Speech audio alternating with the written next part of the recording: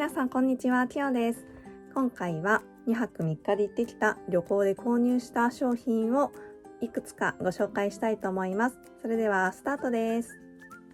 はい、ということで早速こちらにみゃくみゃくくんに来てもらっているんですけど、今回私は2泊3日で1日目が万博、2日目が神戸の書店巡り、3日目が大阪の書店巡りという感じで3日間満喫してきました。先にちょっと雑談っていう感じでお話しすると、万博は一応天気も良くってなんとか大屋根リングとかにも登れたりしたんですけど、ちょうど登った数分後に落雷が近づいてきているので、もう降りてくださいみたいなアナウンスが入りまして、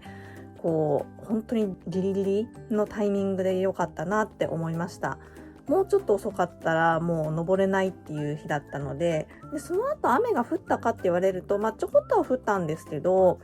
すごいことにはならなかったんですが、でももうその後私がいる間中はもう終日上には登れませんっていう感じだったので、ギリギリで良かったなと思いました。本当に天気はねどうしようもないことなのでしょうがないんですけど、雨が降ったりするとやっぱり大屋根リンゴに登ったりもできなくなるんだなっていうことを実感しました。で Vlog パートの方で少しお見せしていますけれども、ドローンのショーも、夜には晴れていたので見ることができてとっても綺麗だったし、その点は、天気にだいぶ恵まれてた日だったんじゃないかなと思います。日中も暑かったんですけど、もう本当に飲み物を一日中持ち歩いてないと死にそうですみたいな、それぐらいの温度にはまだなっていなかったので良かったかなと思います。10月の途中までねやっているイベントになるので、また機会があればもう1回ぐらい行きたいなとは思っているところです。はい。で、ここから購入品の紹介をしていくんですけれども、今回3日間もあるのでいくつかものがあるんですが、3つのパートに分けたいと思います。まず最初はこういった万博で購入してきたグッズをいくつか紹介して、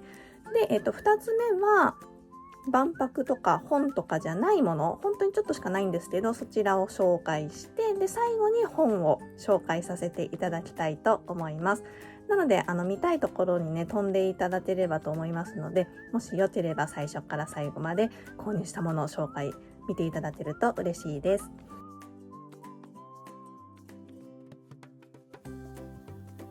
はい、ということでまずは1日目に行った万博での購入品をご紹介したいと思います。万博の商品はもうほとんど全てがこのミャクミャクに溢れていると言っても過言ではない感じで、私も例に漏れずミャクミャクグッズばっか買ってきたんですけど、まず最初は先ほどから画面に映っているこちらをご紹介したいと思います。こちら人形なんですけど、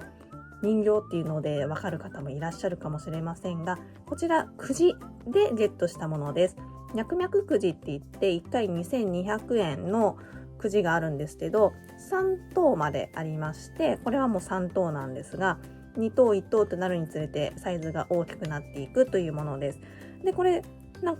すごいバズってて、3等でも普通にショップで買うより安いみたいな、2200円でこのサイズ感だったらすごくお得っていうことでバズっているっていうものらしいので、私もやってきました。私が行った時は1時間半待ちですっていう列に並んだんですけど、でも結局1時間かかったかなぐらいで買うことができたので、思ったよりその行っている時間よりは短めに終わるんじゃないかなと思います。裏はこんな感じ。はい、こんな寝そべっている感じのミャクミャクくん、これ3等でこれです。はい、ということで、もしやりたいよっていう方がいれば、案外1時間半も待たないよっていう感じで、でも夕方にはなくなってしまうそうなので、お早めにやってみてください。では1つ目はこちらのくじでゲットしたぬいぐるみでした。では続きましてはこちらです。こちらはですね、スタンプパスポートということで、万博会場内には各パビリオンごとにスタンプが設置されていまして、でそれを押すことができるんですが、それの公式のパスポートになっています。やっぱり1回ぐらいは買っといた方がいいかなということで、パビリオン以外にもゲートごとにこういったスタンプがありまして、で、こんな感じで各パビリオンのスタンプを押すことができます。ですごい数のがあるので全然、全部は押せてない感じなんですけど、またもう一回行ければね、これを忘れず持って行って押せてない缶を押したいなと思います。コモンズっていう建物の中は結構10個ぐらいとかのパビリオンが国が集まっている感じだったので、そこではもうスタンプラリーみたいな感じでね、どんどん押せていけたので、そこで数を稼いだっていう感じなんですが、もう一つ一つで立っているものに関してはやっぱり入らないと押せないものが多いので、なかなか数をこなすのは難しいんですけれども、いくつか私もすることができたので良かったです。はい。ということで2つ目はこちらのスタンプラリー用のパスポートでした。では、ここからランダム商品をご紹介したいと思います。ランダム商品ですけれども、もうこの万博に行ってからもう数日経っているので、もちろん全て開封はしてしまっているので、私はもう中身を知っているっていうものばかりなんですけれども、どういうものを買ったのかっていうのをご紹介したいと思います。まず1つ目はこちらです。こちらはですね、シャカシャカゲームティフキーホルダーということで880円の商品を買ってきてみました。やっぱりゲーム好きなので、ゲームの感じの柄があったので買ってみたっていう感じです。で、当ててみますとこんな感じです。はい、じゃーん。こんな感じで、私が出たのはオレンジ色のゲームキーの中に脈々とハートとかお肉がいるっていう感じで、これこんな感じで動く中身になっています。で、キーチェーンがついているので、何かポーチとかカバンとかにもつけれるよっていうものになっています。これ結構大きいサイズ感のものなので880円してたんですけど、他にもいろんなランダムのこういうのがあって、でそれに関しては600円台のものがあったりとかいろいろしています。ちょっと今日は撮っている環境が悪くてですね、すごい豪雨の日に撮っているので、ちょっと聞こえづらい時があったらすみませんって感じなんですけど、雨音とともにお届けしたいと思います。はい。ということで、こちらランダム商品1個目はこのゲームティ風のキーホルダーを買ってみました。では続きまして、こちらのじゃーん、ガチャガチャ的なものを2つ購入してきました。まずはこちらから開封していきたいと思います。こちらはですね、JR の方の、ブースで購入したものになるんですけど、イコカとミャクミャクのコラボの待ちぼうけっていうシリーズで、ミャクミャクとこのカモノハシがこういるっていうラインナップになっていまして、私大阪民とかじゃないし、イコカってどこの東京ですかねのキャラをよく知らないので、こっちが出たら嫌だなと思ったんですけど、でも2分の1の確率でカモノハシが出ちゃうんですね。で、頑張ってこの穴の中から見えるかなとか思ってこう覗いたりとかして頑張ってたんですけど、開けたらこういう黒い袋に入っていたので、外から伺い知ることは困難無理でした。はい。でもですね、私の元に来てくれたのはじゃーん、この笑っているミャクミャクが来てくれたので本当に良かったなと思います。このカモノハシがね出ちゃったらどうしようかなと思ったんですけど、本当に良かったです。もうこれはね、その場で開けて、買ったらすぐ開けて中身を確認しました。はい。このさっきの人形とは違って、この目が開いているんじゃなくて、こうニコニコ笑っている感じの顔っていうのはちょっと珍しいなと思ったので、こちらがゲットできてよかったです。はい。で、もう一つの方、こちらはですね、すべてミャクミャクっていうラインナップのものでして、こういうミャクミャクフロッティフィギュアというものです。で、ラインナップは、全部で5個あるんですけど、私のところに来たのはじゃーん、こちらのなんか踊ってるというか走ってる感じのミャクミャクがしてくれました。こ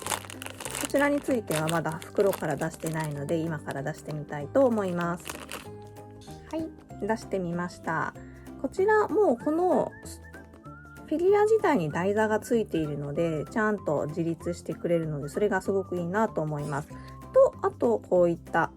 ちょっと見えにくいんですけど、透明なものにエキスポ2025と書かれたこちらのプレートも一緒についてきました。でフロッティ素材ということでシルバニアファミリーみたいなね素材になっているんですけど、それが全面にそういう感じで、なのでちょっと色合いが先ほどのこれに比べると分かるようにちょっとこう淡い感じの作品になっています。はい、このフロッティね可愛かったです。こっちが600円ぐらいでこっちが1000円ぐらいしましたね確か。やっぱりフロッティって高いんだなと思いました。はい、ということでランダム商品としてはこんな件を購入してきました。で、この走ってる感じのと同じものがついたグッズを購入してまして、それがこちらのじゃーん、シャーペンです。この走っている脈々がついたシャーペンになります。こういう風にこう揺れるタイプだと書きにくいかなとかも思ったんですけど、でもシャーペンタイプがもうこれだったので私はこちらを買いました。でボールペンを皆さんこう周りの方は買ってたんですけど、ボールペンってやっぱりなくなったら終わりっていうパターンも多いので使い切れなかったりもするし、それだったら長く使えるかなって、もうこの本体自体が壊れるまで使えるかなと思うシャーペンを私は買ってきました。はい、ということでこちらのシャーペンを購入してきました。であともう一つ文具としてはこちらです。じゃー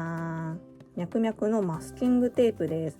2種類ぐらいあったんですけど、このカラフルな感じのマスキングテープを購入してきました。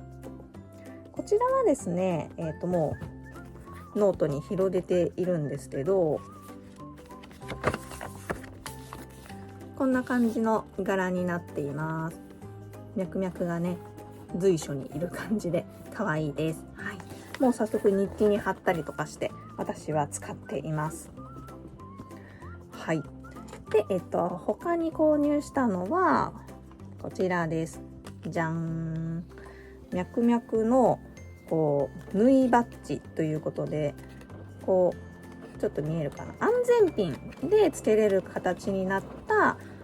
縫いバッジになっています。こちらは体もちゃんとあるものを私は購入してきました。顔だけっていうパターンもあったんですけど、やっぱり全身ある方が可愛いかなと思って私はこちらの全身タイプを購入してきました。はい、でラストこちらです。じゃーん、脈々うどん丼付きっていうことで購入してきました。もうこの丼がついてるっていうのが可愛いなと思って選びました。まずこちらの脈々うどんっていうのがインスタントの麺が入っています。もうスープもついているみたいなんですけど、これが1食分だけ入っていました。はい、で、丼付きなので丼が入っているんですけど、それがこちらです。じゃーん、こんな感じで、この前面じゃなくってちょっと上半分ぐらいにこういう脈々の柄がついた丼です。中は真っ白ですね。こんな感じ。このプラスチックな感じになっています。はい、この脈々立ちじゃなくて昔の太陽の塔が乗ってたりとか、多分大阪城が乗ってたりとかして大阪っていう感じの柄になっています。はい、これがねついてるっていうことで可愛いなと思って選びました。はい、ということで万博で購入した商品はこの以上になるんですけど、全て脈々がついているっていう感じで、しょうがないんですけど、この脈々可愛いなと思ったのでいっぱい買ってきました。はい、ということで次の項目、その他の項目に行きたいと思います。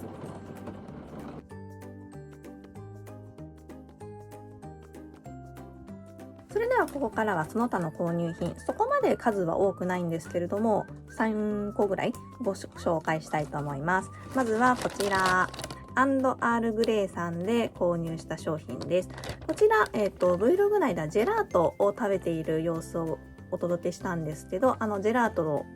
食べていたお店、紅茶屋さんの専門店でして、このアールグレイって多分名古屋でもどこかしらで売ってるかなとは思ったんですけど、一応本場のところだということなので購入してきてみました。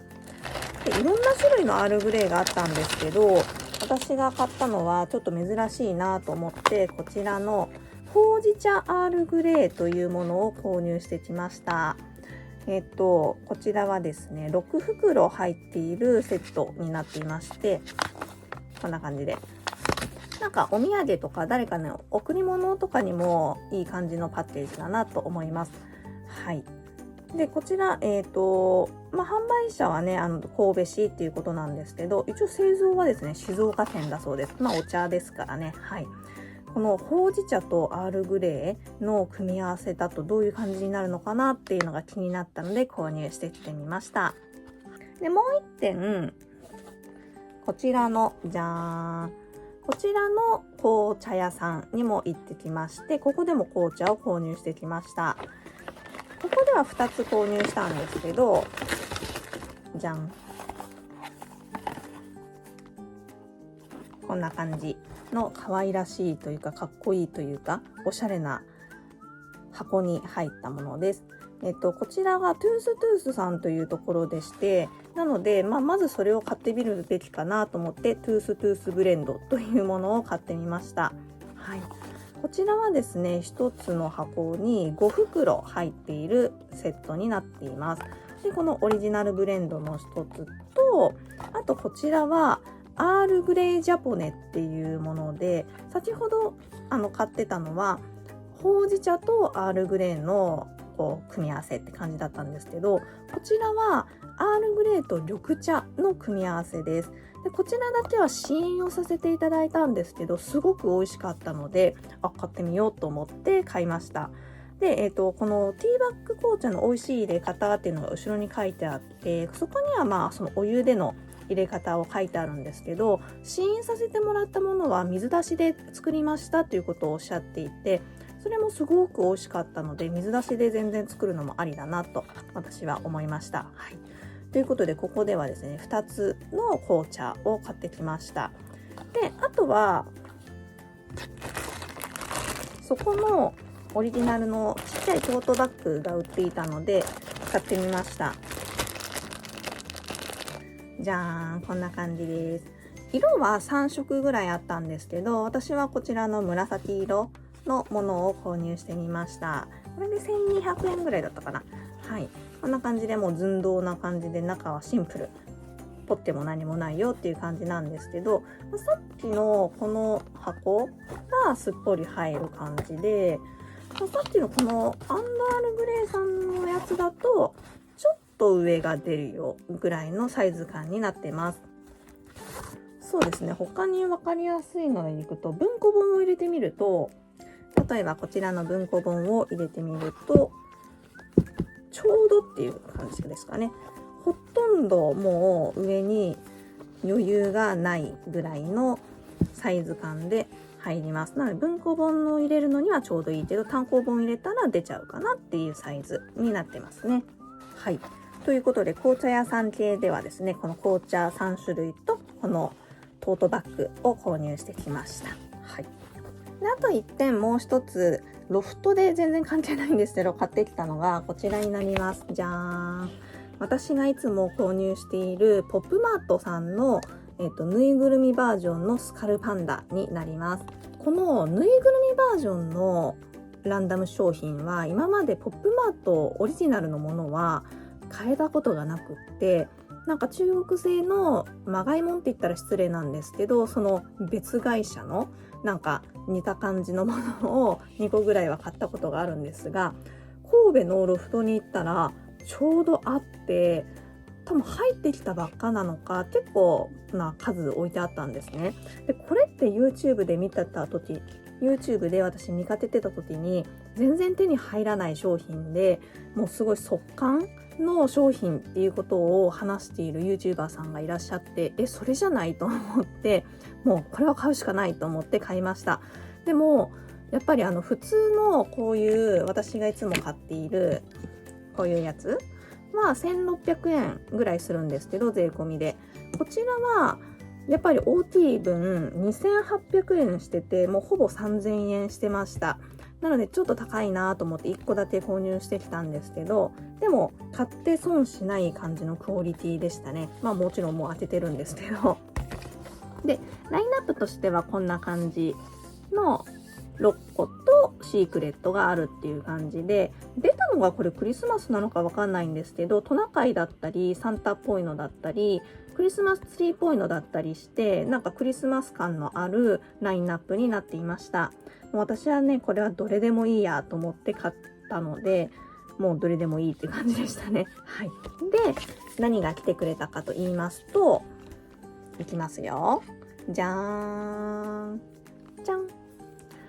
このクリスマスツリーの子が来てくれました。上にねスターがついています。初めてこのちゃんとした正規の人形タイプをゲットしたので、すごい可愛くて私は大満足でした。でこれも上にこういうリングがついているのでカバンにつけることができるんですけど、もう私は今カバンにつけて仕事場に行っています今日は動画にね撮るために外したんですけど、もう今私のカバンについて音もしてくれてるっていう感じです。でこれ初めて買ったので知ったんですけど、目が動かせるタイプでして、ちょっと今動かすとあれなんですけど、この押しながらなんかこう動かすと寄り目にできたり離れ目にできたりするんですが、私はちょっと正面を向かせたいなと思って正面を向けるようにしました。はい。でこんな感じでふわふわの素材に刺繍がちょっとされているもので、いつもの人形と同じような素材の顔にできているんですが、体に関しては本当にお人形さんみたいな感じになっています。でやっぱり高いだけあるのか、この頭から上が結構ずっしりと重量感がありまして、それだけでなんかいい感じするし、で、ちょっと残念なのは体がその分ねここまでにはお金がかけられなかったのかなっていう、ちょっとこうクオリティにはなっているんですけど、ツリーなのでこうやってかぶさっちゃってるし、そこまで気にならないかなっていう感じです。はい。なんか本当にこの頭のね重量感がいいんですよ。はい。ということでこのスカルパンダの人形バージョンのやつ初めて私ゲットできたんですけど、もし皆さんも近くのねロフトとかハンズとかでもしかしたら入荷してるかもしれないので、ぜひ気になる方はチェックしてみてください。はい。ということでその他の購入品としては以上になります。ではここからは買ってきた本をご紹介したいと思います。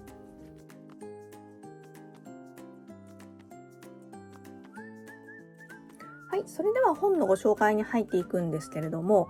どこでどの本を買ったのかっていうのがちょっと曖昧になってしまっているものもあるので、どこで購入しましたっていうのはちょっと割愛させていただこうと思います。であとは古本とジンばっか買ってきたので、なかなかその皆さんの地元の書店で手に入れることができない本ばかりかもしれないんですけど、でもネットで見ていただいたりとか、あと今回私のように旅行先でもしかしたら個人の書店さんで売られているものっていうのも多いかもしれないので、その時買えたらいいなということで参考にしていただけたらと思ってご紹介したいと思います。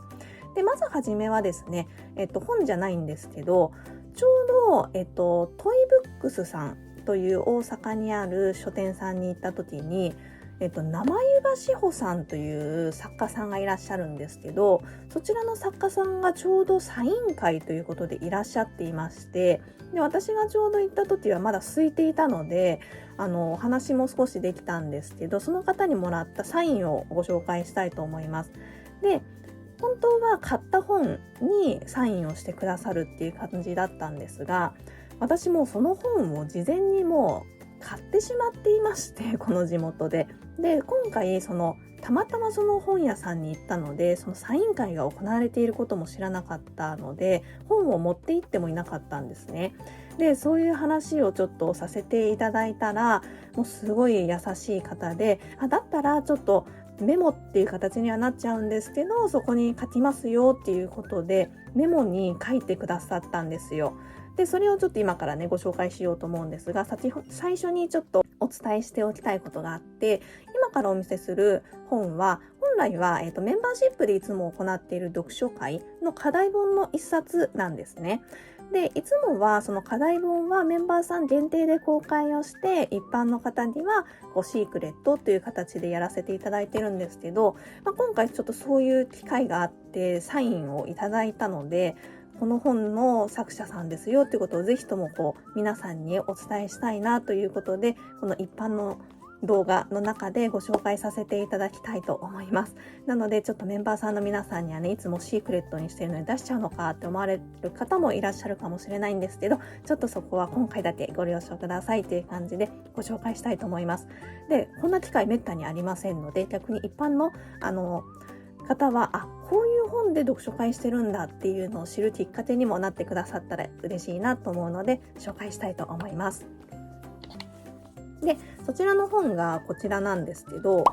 音を立ててゆで卵を割れなかったっていうエッセイになっています。内容とかに関しては割愛しますが、ぜひ気になる方はチェックしてみてください。すごい面白い作品でした。はい。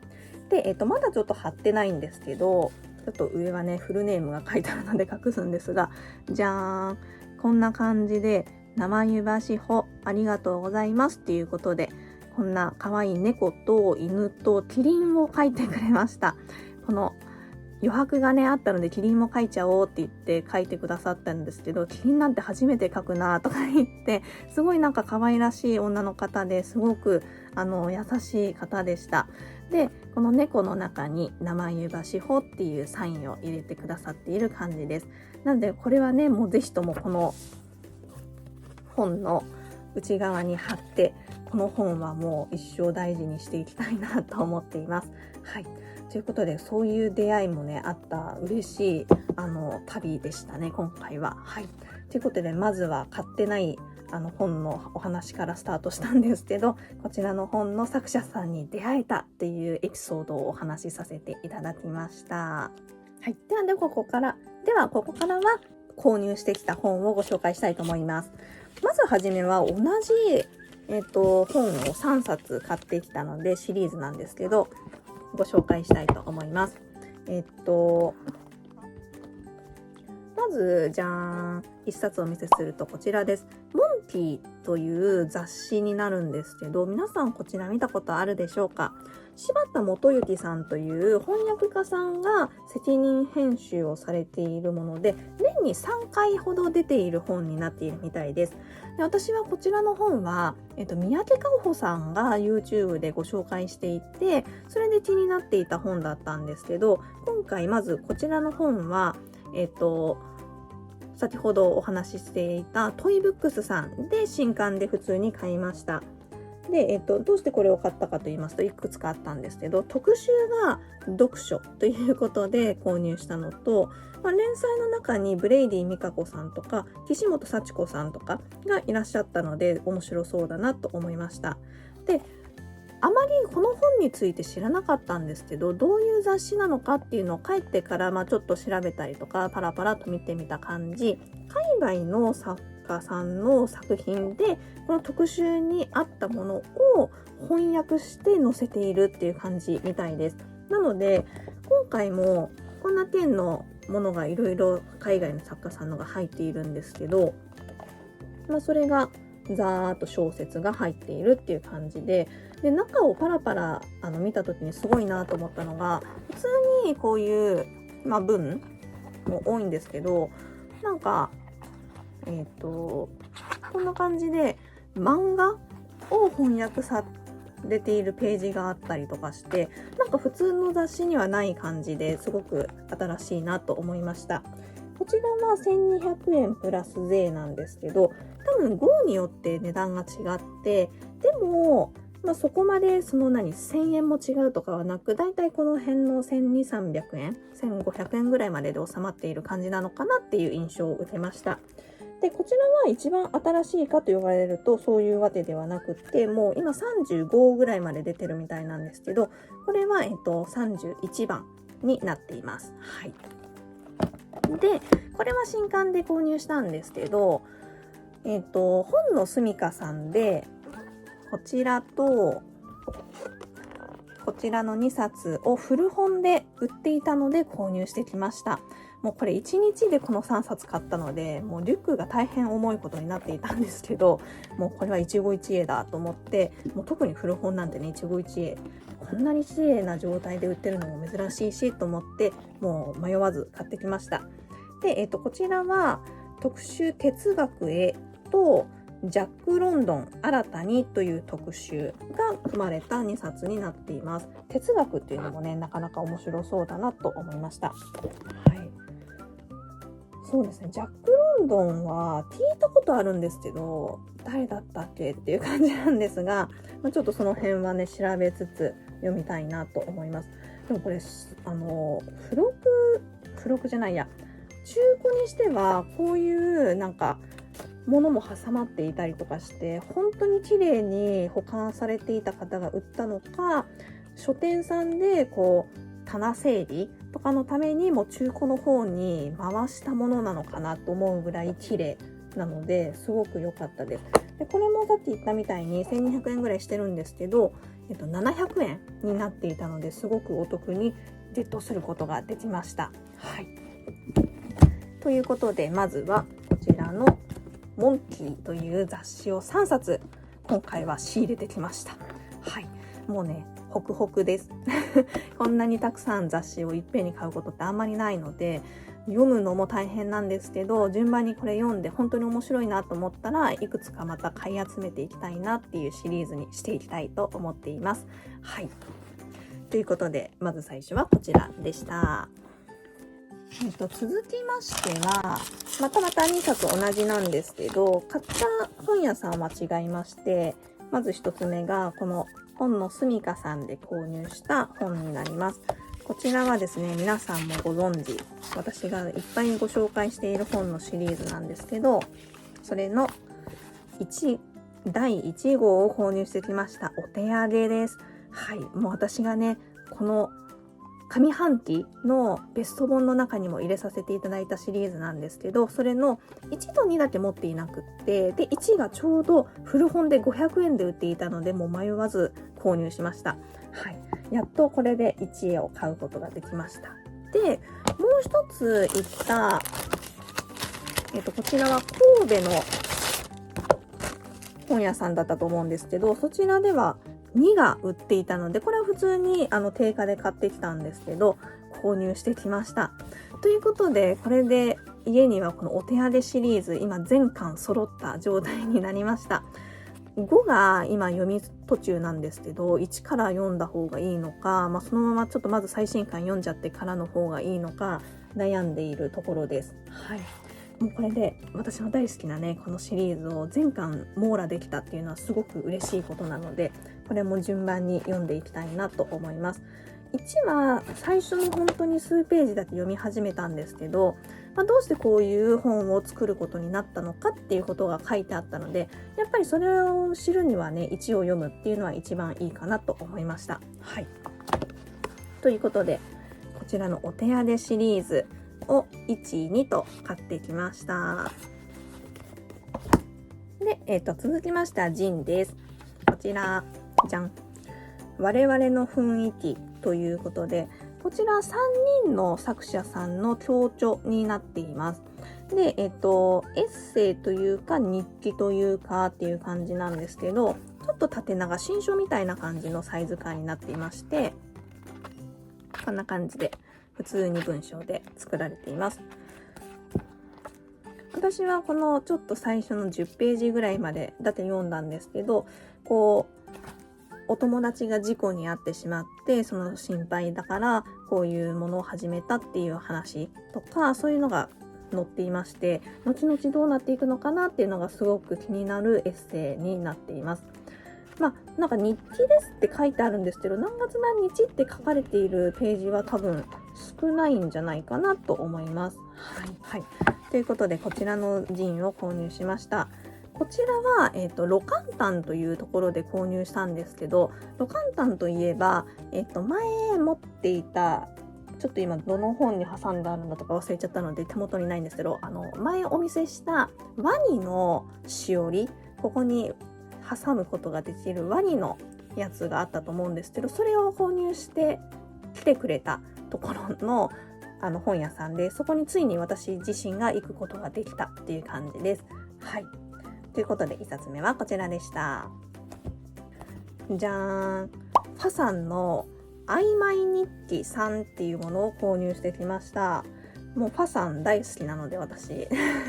また買ってきたんですけど、実はこれの1、2も売っていたんですけど、まあ一番新しい、その中で一番最新の3だけ購入してきました。また機会があればね、1、2も買いたいなと思います。で、こちらはこんな感じで2段組の横書きっていう日記になっています。で、パラパラ見たんですけど、こちらが普通の日記なんですが、結構この本を読みましたとか書いてあるので、前から持っている読書日記にもちょっと通ずるところがあるのかなと思います。はい。で、こちらは2019年5月から2020年2月までのお話が載っているっていうことで、その前のやつとかはその1年前みたいな感じで載ってましたね。これがその4、5と続いていっているのかわからないんですけど、もしあるならまたチェックして見てみたいなと思います。はい。ということで、本のしおりさんではこちらの2冊、どちらも日記本を購入してきました。じゃあ、買ってきた本に関してはもう今のでラストだったんですけど、最後にこちら御書印をご紹介したいと思います。私が本屋さんを巡って集めているものになるんですけど、今回は3つゲットしてきました。まず最初がこちらです。じゃん。こちら神戸ですね。純駆堂総領の地って書いてありまして、そうなんだと思ったんですけど、三宮というところの店舗で押してもらいました。三宮神社というのが有名であるみたいで、それがここに入っています。で、もう一つ三宮にはありまして、その駅前店っていうのがあったので、そちらでもこちら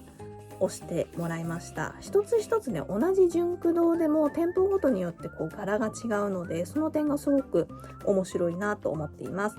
で、今回本のすみかさんにもう一回行ったので、こちら押していただきました。本のすみかさんは前回大阪旅行で行った時に初めて行って、でその時はまだこの御書印をやっていなかったんですね。でその帰ってきてちょっと経ってから御書印を始めましたっていう情報を知って、そうなんだと思っていたんですが、今回行くことができたので書いていただけてよかったなと思います。はい。でこちらの御書印帳なんですけど、また今回持って行き忘れたので最初の純駆堂で新たに作ってもらったんですけど、なので私も今手元に 3,4 冊こちらの御書印帳がある状態で、これ結構ページ数あるんですけど、どの本も埋まってない本ばかりでして、それが4冊ぐらいあるというっていう状態になっているんですが、なんとか次の旅行の時には忘れずに持って行ってどれか押してほしいなと思っています。はい、ということで今回は万博で購入したものだったり、本屋巡りで購入したものだったりをいっぱいご紹介させていただきました。いかがだったでしょうか。ジンのねものが多いので、ちょっとパッと皆さんに明日にでも今日明日にでも購入してみてくださいっていうことはなかなか難しいんですけど、もし気になるものがあったらぜひチェックをしておいていただいて、次回皆さんが旅行とかでどこかの個人書店さんに訪れた際に探していただきたいなと思います。それでは今回の動画はここでおしまいにしたいと思います。最後までご視聴いただきありがとうございました。また次回の動画でお会いしましょう。きよでした。